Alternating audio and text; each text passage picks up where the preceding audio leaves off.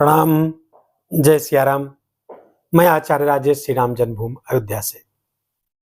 प्रिय दर्शकों, भोग विलास, ऐश्वर्य, आकर्षण, दाम्पत्य सुख, गीत, कला, संगीत, गायन, वादन, चित्रकारिता, फोटोग्राफी, जीवन के समग्र सुखों के कारक दैत्य गुरु शुक्राचार्य 24 अप्रैल की मध्यरात्रि को अपनी वर्तमान उच्च राशि मीन राशि को छोड़ करके भूमिपुत्र मंगल की राशि मीन राशि पे संचरण कर जाएंगे। अब मीन राशि पर शुक्राचार्य 19 मई तक विराजमान रहेंगे। 19 मई तक शुक्र का मेष राशि पर गोचर कई मामलों में अत्यंत विशिष्टता लेकर आया है। जैसे कि प्रारंभ में एक सप्ताह गुरु के साथ युति करेंगे, उसके बाद प्रारंभ से ही 15 मई तक उच्च के सूर्य के साथ युति करेंगे। तीसरी महत्वपूर्ण बात कि शुक्र यहां पर अस्त अवस्था में रहेंगे। 25 अप्रैल को 66 डेज के लिए अस्त हो जाएंगे। अब पूरे 66 डेज कोई मांगलिक कार्य बंद होंगे, शादी, विवाह, गृह प्रवेश आदि सारे कार्यक्रम बंद रहेंगे जब शुक्र अस्त रहेंगे। अब अत्यंत महत्वपूर्ण बात यह है कि शुक्र के इस गोचर पर शनि की वक्र दृष्टि, तीसरी दृष्टि पड़ेगी। एक तरह से समझ लीजिए शनि ने सीसीटीवी कैमरा आपके ऊपर लगा दिया है। अगर कहीं भी विचलन हुआ तो शनि तुरंत दंडित करेंगे। इसलिए अपने चिंतन, चरित्र, व्यवहार को बहुत ही कायदे से रखना होगा, सही दिशा में रखना होगा। शुक्र जहां पर जिस राशि पर गोचर कर रहे हैं उस राशि का स्वामी मंगल अंगारक योग बना करके आपके लग्न पर गोचर कर रहेंगे। यदि मीन राशि की बात करें तो फलतः इधर से भी सावधानी के संकेत आ रहे हैं। मीन राशि के जातकों की अगर बात करें, चंद्र राशि के आधार पर इस वीडियो को देखिएगा। यदि आपको अपनी चंद्र राशि नहीं पता है तो आप इसे अपने प्रचलित नाम के आधार पर देखकर लाभ उठा सकते हैं। देखिए, शुक्र वैभव देगा या विपत्ति देगा, इसका विश्लेषण हम करेंगे। सुख के कारक हैं शुक्र। शुक्र कभी दुख नहीं दे सकते क्योंकि वो सुख के कारक हैं। लेकिन जो दुख हम सुखोपभोग के कारण शुक्र के द्वारा जो उपलब्ध कराई गई भोग सामग्री है उसके अत्यधिक या अति उपभोग के कारण हम विपत्तियों को आमंत्रित कर लेते हैं।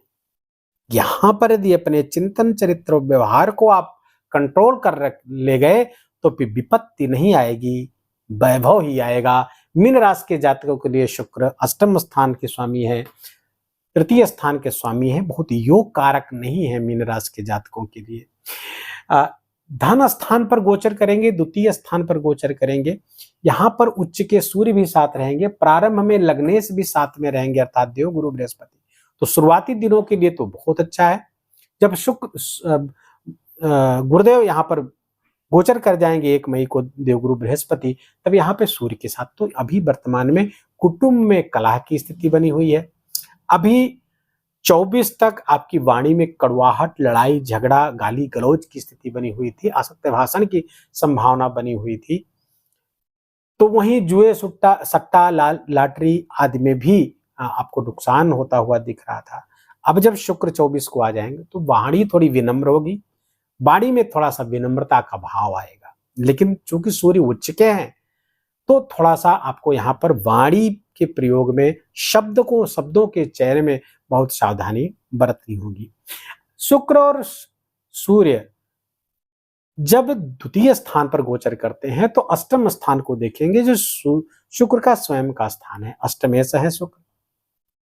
अब यहां पर समझिए कि अचानक से आपकी इच्छा, मीन राशि के जातकों की इच्छा अत्यधिक धन कमाने की हो सकती है, इसलिए कुछ गैर कानूनी रास्ते भी ये अख्तियार कर सकते हैं।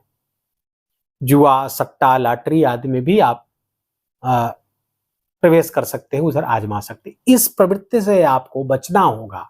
हाँ, शेयर मार्केट, स्टॉक मार्केट आदि से आप कर सकते हैं, वो लीगल है, उसमें आप प्रयास कर सकते हैं, वहां से लाभ भी हो सकता है। और लाभ होगा ही क्योंकि अष्टमी से। लेकिन इलीगल एक्टिविटीज में इन्वॉल्व बिल्कुल भी मत होइएगा, अन्यथा वो आपके लिए समस्या कारक होगा, क्योंकि शनि की दृष्टि एकादश भाव से द्वादश भाव से सीधे इस पर पड़ रही है, दंडित हो जाएंगे, इसलिए सावधान रहें। और दूसरी बात कि खर्चे आपके बढ़े होंगे, शौक आपके बढ़े हो जाएंगे। इस दौरान आप बहुत सारी लग्जरी इकट्ठा करने के चक्कर में, भौतिक सुख सुविधाओं के चक्कर में कुछ बड़े खर्च कर देंगे, जिसके कारण आपका संचित कोष खाली हो जाएगा, संचित कोष में कमी आ जाएगी। तो शौक को थोड़ा सा कंट्रोल में रखें, यदि आवश्यक हो या भगवान ने आपको बहुत दे रखा हो कोई बात ही नहीं, लेकिन सामान्यतः सामान्य लोगों के लिए यही है कि शौक पर थोड़ा नियंत्रण रखें।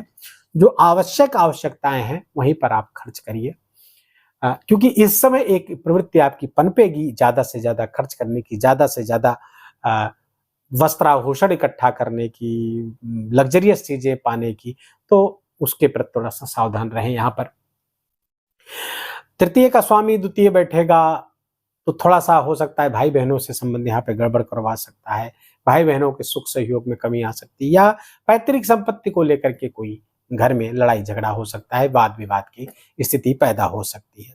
आकस्मिक लाभ के अवसर आपको बनी हुई है यहाँ, क्योंकि अष्टम का स्वामी द्वितीय बैठकर अष्टम को ही देख रहा है, तो थोड़ा सा आकस्मिक लाभ, अचानक से लाभ आपको प्राप्त हो सकता है, ससुराल आदि से भी आपको लाभ प्राप्त हो सकता है, अचल संपत्ति का लाभ आपको हो सकता है। आहार विहार पर थोड़ा नियंत्रण रखें। समारोह आदि में जाएंगे तो आप केंद्र में रहेंगे, तो हो सकता है कि वहां पर आप आहार विहार पर नियंत्रण ना रख पाए, इसको थोड़ा सा आप ध्यान रखिएगा। सामाजिक समारोहों में जाने का खूब मौका मिलेगा, आकर्षण के सबके केंद्र में रहेंगे, बड़ा अच्छा, बड़ा सुखमय, बहुत बढ़िया वातावरण बीतेगा। तो मीन राशि के जातकों को बस केवल इसी बात का ध्यान रखना है कि अपने चिंतन चरित्र व्यवहार पर नियंत्रण रखें, खान पान पर नियंत्रण रखें, तो ये गोचर आपका बहुत अच्छा सुखमय बीतेगा। खर्चों पर आपको विशेष नियंत्रण रखने की आवश्यकता है इस कालखंड के दौरान। वाहन दुर्घटना आदि की भी खतरे थोड़े से बने हुए हैं, तो गाड़ी वगैरह बहुत सावधानी से आप चलाएं। बस इतना सा ध्यान रखेंगे तो ये गोचर बहुत अच्छा चले जाएगा। अब आइए थोड़ा सूक्ष्मता की ओर बढ़ते हैं। दो राशियों पर यहाँ पर, दो नक्षत्रों पर गोचर करेंगे। मेष राशि पर गोचर करते हुए भरणी नक्षत्र पर और कृत्तिका नक्षत्र पर। भरणी नक्षत्र 5 मई तक भरणी नक्षत्र पर गोचर करेंगे। तो भरणी नक्षत्र शुक्र का स्वयं का नक्षत्र है, फलतः आपको धन लाभ कराएंगे, आकस्मिक धन लाभ कराते हुए दिख रहे हैं। कहीं से जहां पे आपने बहुत मेहनत न की हो, जहां पे आपने बहुत एक्सपेक्ट न किया हो, वहां से भी धन लाभ 5 मई तक आपको करा सकते हैं।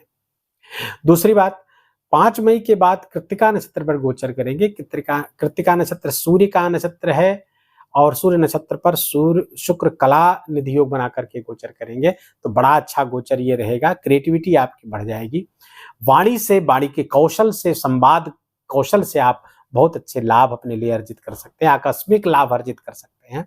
और वाणी का कौशल इस तरह हो सकता है जैसे कि आप सोशल मीडिया इन्फ्लुएंसर हो, प्रिंट मीडिया से जुड़े हो, इलेक्ट्रॉनिक मीडिया, जहां जहां वाणी के काम है, काउंसलिंग के क्षेत्र है, वहां पे आप लगे तो वहां से बड़ा अच्छा आपको। और क्रिएटिविटी का क्षेत्र गायन आदि के लिए बहुत अच्छा है।